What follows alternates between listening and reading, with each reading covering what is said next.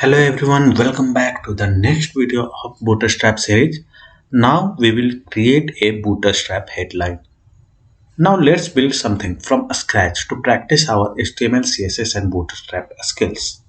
We will build a jQuery playground, which we will soon put to use in our jQuery challenges. To start with, create an H3 element. So H3 element with the text jQuery playground, and we will use the h3 closing tag, and afterward we will use the class h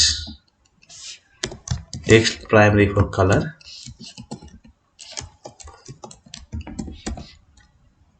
and text center to make the align the text into the center. Let's run the test and download my solution, and thanks everyone for watching. See you in the next video. Till then, bye bye.